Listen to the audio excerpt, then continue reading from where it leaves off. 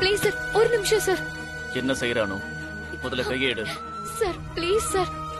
வழி விடுன்னு சொன்னேன். சார் ப்ளீஸ் சார், உங்ககிட்ட எப்படியாவது பேசணும்னு ரொம்ப நேரமா காத்துட்டு இருக்கேன். நீங்க ஏன் சார் என்ன அவாய்ட் பண்றீங்க? என்ன பேசணும் இல்ல என்ன பேசணும்னு கேட்ட. இப்படி கேட்டா நான் என்ன சார் சொல்லுவேன்? என்னமோ தப்பே பண்ணாத மாதிரி முகத்தை வச்சுக்கிட்டு எனக்கு இன்னும் கோவத்தை கூட்டாத. ஆபீஷியலி ஏதாவது சொல்லணும்னா சொல்ல, இல்லனா போயிடு. Sir sir please sir. Sir வழி விடு. Sir please sir. வழி விடு சார்.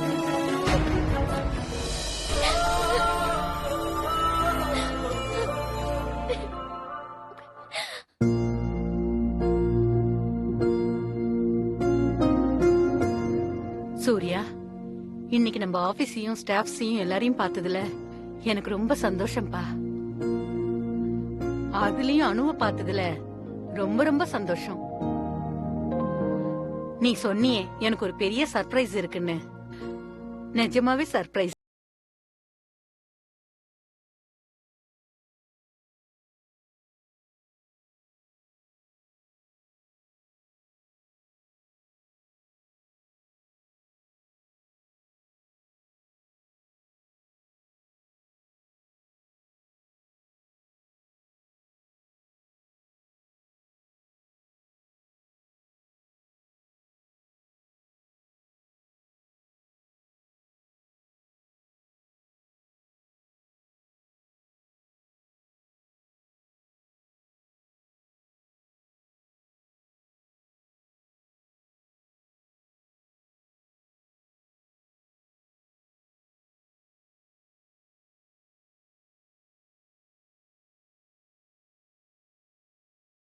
நீங்க போங்க, எனக்கு ஆபீஸ்ல ஒரு வேலை இருக்கு.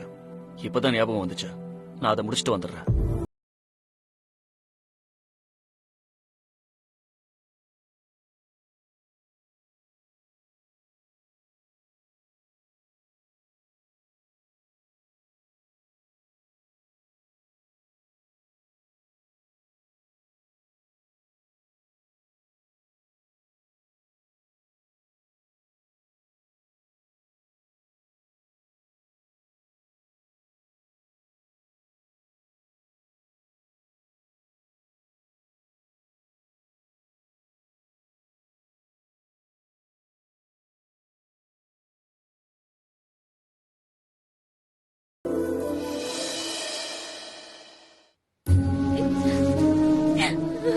அனு, அழாத அனு, please. Yeah. I got the mail. But I have not checked it. Yeah, okay. No problem. I will catch you later. Anu, what happened? ஏன் இங்க நின்னு அழுதுட்டு இருக்க? Madam, madam. Anu, calm down. Swapna, என்னாச்சு? மேம், நடந்தது என்னன்னா,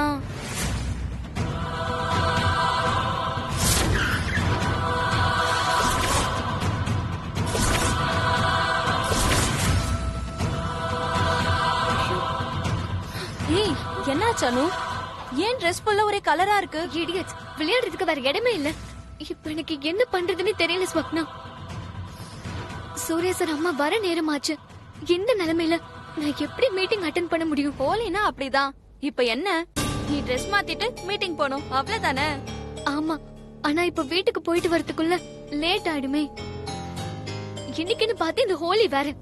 ஓகே ஓகே சில். இன்னைக்கு சாயந்தரம் ஒரு பர்த்டே பார்ட்டிக்கு போறதுக்கு ட்ரெஸ் எடுத்துட்டு வந்திருக்கேன். என் ட்ரெஸ்ஸ போட்டுக்கிட்டு ஜம்முன்னு மீட்டிங் அட்டெண்ட் பண்ணு.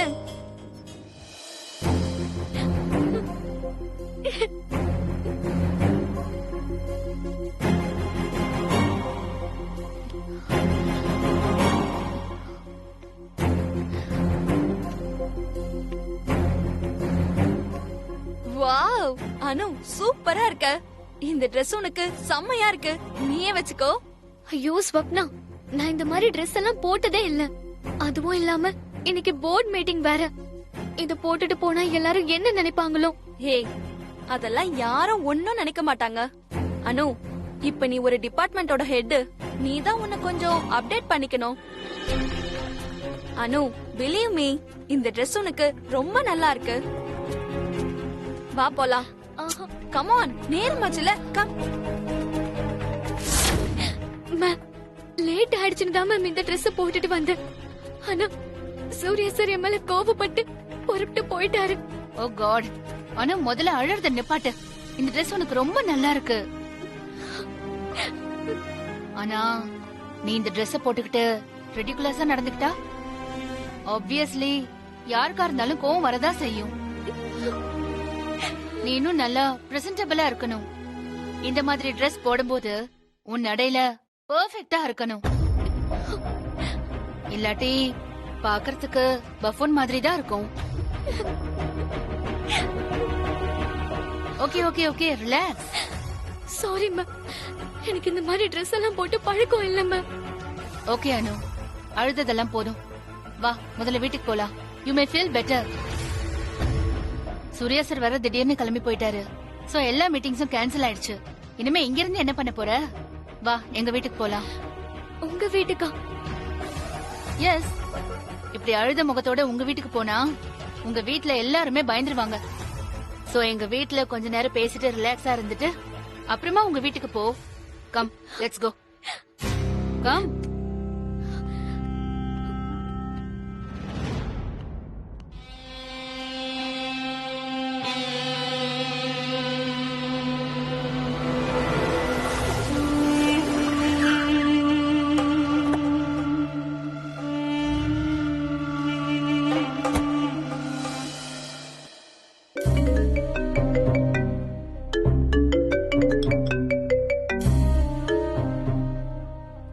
ஹலோ, எங்க இருக்க சூர்யா? அதான் உன் செக்யூரிட்டி நேரம் உனக்கு சொல்லிருப்பானே, அப்புறம் ஏன் கேக்குற? அம்மாவை தனியா அனுப்புனியா? உனக்கு வேலை இருக்குன்னு சொல்லியிருந்தா நான் அம்மா கூட போயிருப்பேன்ல. கார்ல தானே போறாங்க, டிரைவரும் கூட போறான்ல, அப்புறம் என்ன?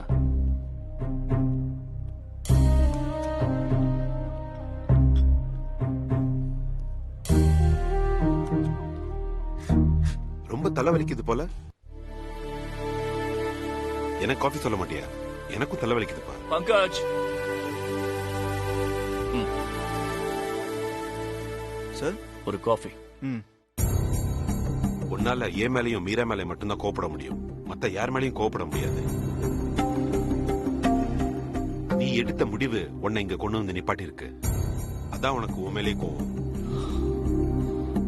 ஆனா அதை யார் மேல காட்டுறதுன்னு தெரியாம திண்டாடிக்கிட்டு இருக்கு.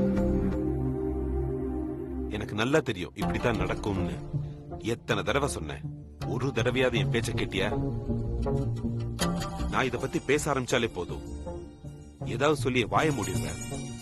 ஆனா நான் என்ன சொன்னேனோ அதெல்லாம் ஒவ்வொன்னா நடக்குது பாத்தியா?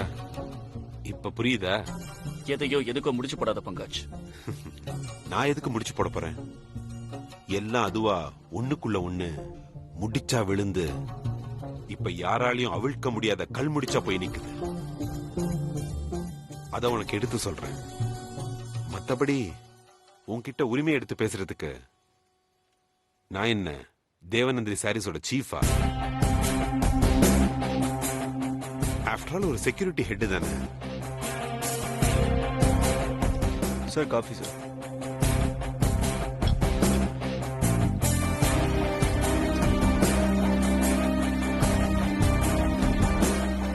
சொல்ல வேண்டியது உன்கிட்ட எடுத்து சொல்ல வேண்டியது என்னோட கடமை.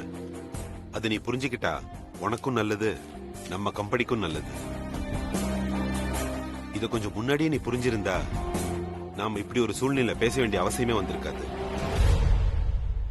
ஒரு நாள், ஒரே ஒரு நாள் இல்ல இல்ல 1 மணி நேரம் எல்லாம் மாறி போச்சு. அவ பின்னாடி வந்ததுக்கு காரணம் பணமும் பதவியும் மட்டும்தான். இப்ப அவ கனவுலயே அடைய முடியாத பதவியில வேற உட்காந்தாச்சு. அவ்வளவுதான், எல்லாம் ஓவர். இதுல அன்பு, காதல், கன்றாவி, மண்ணாங்கட்டி எதுவுமே கிடையாது. பங்கஜ் போதும். அவளை பாத்தியா இன்னைக்கு? இத்தனை நாள் சேலக்கடை முன்னாடி நிப்பாட்டி இருப்பாங்களே, அந்த பொம்மை மாதிரி இருந்தா. ஆனா இன்னைக்கு அந்த சேலக்கடை மாடல் மாதிரி இருக்கா. எங்க ஊர் பக்கம் ஒரு பழமொழி சொல்லுவாங்க. எங்க ஊர் பக்கம் என்ன, எல்லா ஊர் பக்கமும் சொல்லுவாங்க, அர்ப்பனுக்கு வாழ்வு வந்தா அர்த்தராத்திரியில கொடை பிடிப்பானா. இது ஆரம்பம் தான் சூர்யா. இன்னும் போக போக என்ன நடக்குதுன்னு பார்க்க தானே போறோம். அதை நினைச்சாலே எனக்கு அவ்வளவு சந்தோஷமா இருக்கு. ஏய், உனக்கு சந்தோஷமா? மனுஷனாடா நீ? என் மனசு எவ்வளவு கொந்தளிச்சிட்டு இருக்கு தெரியுமா உனக்கு? அது உனக்கு புரியல? புரியாதுடா, உனக்கு புரியாது. அத புரிஞ்சுக்கிற பக்குவமும் உனக்கு கிடையாது. அப்படியே புரிஞ்சாலும் நீ வேணும்னே பேசுவ. இன்னும் ஒரு வார்த்தை நீ பேசுன, நீ என்ன என்ன வேணா திட்டிக்கோ, நான் சொல்ல வந்ததை சொல்லாம போகவே மாட்டேன். இதுதான் அந்த பொண்ணோட இன்னொரு நிறம், நிஜமான நிறம். காதல் ரொம்ப கலர்ஃபுல்னு சொல்றாங்களே, இதுதான் சொல்றாங்க போல.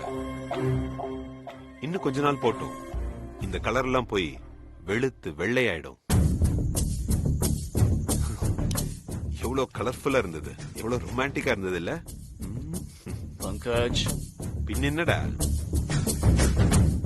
அவ இன்னைக்கு உனக்கு மொத்தமா ஒரே ஒரு ட்ரெஸ்ல பதில் சொல்லிட்டா. இதுல அவளுக்கு அம்மாவோட சப்போர்ட் வேற. இன்னும் என்னெல்லாம் நடக்க போதோ. இப்ப இவ்வளவு பேசுறியே, அன்னைக்கே மோதிரத்தை என் கையில கொடுத்து அவளுக்கு போட சொன்ன. அன்னைக்கு தங்கமா தெரிஞ்சவளோட நிறம் இன்னைக்கு மாறி போச்சா? அட கொடுமையே, நான் சொன்னதை நீ சீரியஸா எடுத்துக்கிட்டியா? நீ அப்படி புரிஞ்சுக்கிட்டியா? நான் உன்கிட்ட அந்த அர்த்தத்துல சொல்லவே இல்லையே. நான் அணுவுக்கு மோதிரம் கொடுக்க சொன்னதுக்கான காரணமே வேற. என்ன காரணம்? இனிமே இந்த தங்கத்துக்கு மதிப்பே கிடையாதுன்னு தான் கொடுத்து. அதோட நீ மோதிரம் கொடுத்தா அடுத்து என்னென்ன நடக்கணுமோ நடந்து இது ஒரு முடிவுக்கு வரட்டும்னு நினைச்சேன். பங்கஜ், என்னால உன்னை புரிஞ்சுக்கவே முடியல. நீ என் நண்பனா இல்ல எதிரியா? முகத்துக்கு நேரா பேசுறவன், உண்மையை மறைக்காம எடுத்து சொல்றவன், எது தன் நண்பனுக்கு நல்லதோ அதை சொல்றவன் எதிரின்னா நானும் உனக்கு எதிரி தாண்டா. சூர்யா, முதல்ல இருட்டுல பார்த்தா எதுவுமே தெரியாது. ஒரு 5 நிமிஷம் அந்த இருட்டையே கூர்ந்து பார்த்தா அங்க இருக்கிறதெல்லாம் மெல்ல நம்ம கண்ணுக்கு தெரிய ஆரம்பிக்கும். கூர்ந்து பாரு சூர்யா, காதல்ங்கிறது இருட்டு மாதிரி. அத கூர்ந்து பார்த்தா தான் அதுல இருக்கிற நிறைய உண்மைகள் உனக்கு புரிய ஆரம்பிக்கும். நான் மனசோட பேச்ச கேட்கிறவன் நீ இங்க சுத்தி இருக்கிறவங்க யாரோட பேச்சையும் கேட்கல. இப்போவாது புரிஞ்சுக்கோ, இதயங்கிறது வெறும் 30-40 கிராம் மாமிசம், அவ்வளவுதான். கவிஞர்கள்லாம் சேர்ந்து அதுக்கு தேவையில்லாத கிரெடிட் கொடுத்து அதை தகுதிக்கு மேல உட்கார வச்சிட்டாங்க. காதலிக்கிறவங்களை இதயத்துல வச்சிருக்காங்களாம், மண்ணாங்கட்டி. அப்படி ஏதாவது நீ நினைச்சுக்கிட்டு இருந்தா அந்த எண்ணத்தை இப்பவே தொடச்சி தூக்கி எரிஞ்சிட்டு உன் மனசை இப்பவே கிளீன் பண்ணிக்கோ Surya. It's time for cleaning.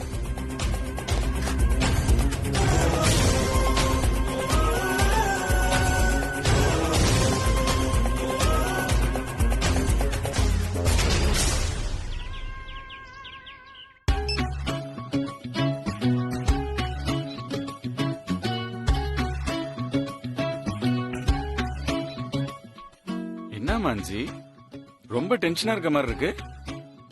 புது விதமான கேக் பண்ணிட்டு இருக்கேன், அது பேக் ஆயிட்டு இருக்கு.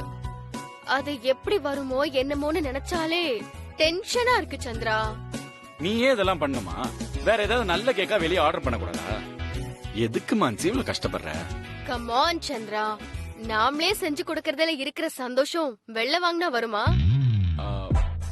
இந்த ஸ்பெஷல் கேக் செய்யணும்ன்றதுக்காக நான் இன்னைக்கு மார்னிங்ல கூட ஆபீஸ்க்கு கூட போகல. கம் ஆன் மான்சி, இல்லனாலும் நீ இன்னைக்கு ஆபீஸ் போயிருக்க மாட்ட. ஏன்னா மீரா இருக்கிற வரைக்கும் நீ ஆபீஸ்க்கும் போக மாட்டேன், உன் காலை பதிக்கவே மாட்டேன்னு சபதம் எடுத்திருக்கே. சரி, அந்த கேக் ரெடி ஆயிடுச்சான்னு பாக்குறேன். நான் பாக்குறேன்டா பேபி, உனக்கு வேலை செய்யணும்ன்றதுக்காகவே நான் இன்னைக்கு போர்ட் மீட்டிங் கூட அட்டெண்ட் பண்ணாம வந்து நிக்கிறேன். உனக்கு போக இன்ட்ரெஸ்ட் இல்லைன்னு சொல்லு சந்திரா. சும்மா என்னையே எதுக்கு எடுத்தாலும் காரணம் சொல்லாத. கேக் செய்ய உன் ஹெல்ப் எதுக்கு? எல்லாம் நானே பாத்துக்கிறேன். அக்கா மாமின்லாம் வந்துட்டாங்க, தனியா தான் வந்திருக்காங்க, கூட ப்ரோயின்லாம் வரவே இல்லையே. இதெல்லாம் ஒரு விஷயமா கோபி? ப்ரோயின்லாக்கு ஏதாவது இம்பார்ட்டன்ட் ஒர்க் இருந்திருக்கும். அது இல்லக்கா, மாமின்லாம் வந்த உடனே நேரா அப்படியே ரூமுக்கு போயிட்டாங்க. ட்ரெஸ் மாத்திட்டு வர போயிருப்பாங்க. ஏன் எதுவுமே இல்லாத விஷயத்துக்கெல்லாம் இவ்ளோ டென்ஷன் ஆகுற? அக்கா அவங்க முகத்தை பார்த்தாலே ரொம்ப அப்செட்டா இருக்காங்க. ரொம்ப டல்லாவும் இருக்கா மாதிரியே இருக்கு. நீயா ஏதாவது கற்பனை பண்ணிக்காத கோபி. அவ்வளவு தூரம் ஆபீஸ் போயிட்டு வந்ததுல டயர்டா இருப்பாங்க. இப்ப நான் பேக் பண்ண கேக்க சாப்பிட்டா அவங்க டயர்ட்னஸ் எல்லாம் காணாம போயிடும். ஓகே கோபி, கேக் ரெடி ஆனதும் நான் கூப்பிடுறேன். நாம கேக்கோட மாடிக்கு போய் மாமின் லவ் பார்க்கலாம். சரிக்கா. அக்கா அக்கா அக்கா அக்கா அக்கா என்னடா? அந்த கேக்கு மேல அந்த தேனை அப்படியே மேல தடவி விட்டீங்கன்னு வச்சுக்கோங்க, எனக்கு ரொம்ப பிடிக்கும்க்கா. கேக்கு உனக்கு இல்ல, மாமின் லாக்கு. உனக்கு தேன் வேணும்னா நீ தனியா எடுத்து அதுல போட்டு சாப்பிட்டுக்கோ. ஓகே, இப்ப கிளம்பு. ஓகே. மான்சி, நான் போய் அம்மாவை பாத்துட்டு வரேன். ஆபீஸ்ல கண்டிப்பா அனுவை பாத்துருப்பாங்க. ரொம்ப சந்தோஷமா இருப்பாங்கன்னு நினைக்கிறேன். அண்ணனும் நம்மளும் சேர்ந்து கொடுத்த சர்ப்ரைஸ் எப்படி இருக்குன்னு கேட்டு வந்துடுறேன். நீ போய் பேசிட்டே இரு. கேக் ரெடி ஆனதும் நான் வந்துடுறேன். எஸ்.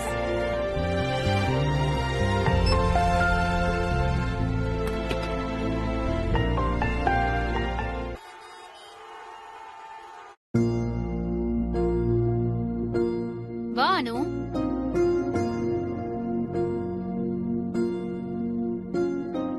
உட்காரு.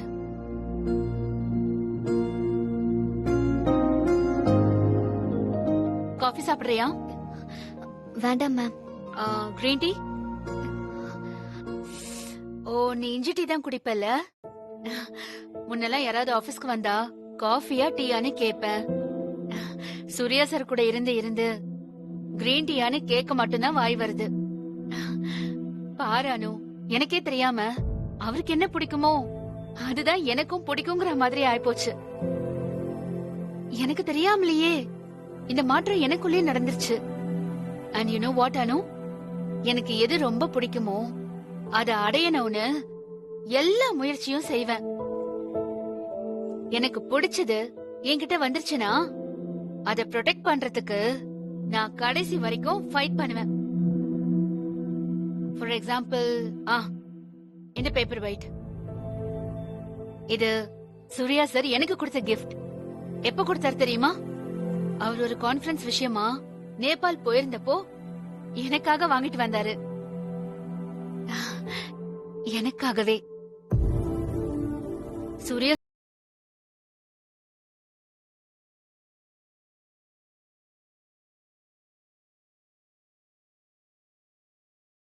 சூர்யா சார் கொடுத்த ஒவ்வொரு கிஃப்ட்டுமே எனக்கு ரொம்ப முக்கியமானதுதான். இந்த கிஃப்ட் ஏன் தெரியுமா நேபாள்ல இருந்து வாங்கிட்டு வந்தாரு? 2013ல எனக்கு the best performer of the year award கிடைச்சது.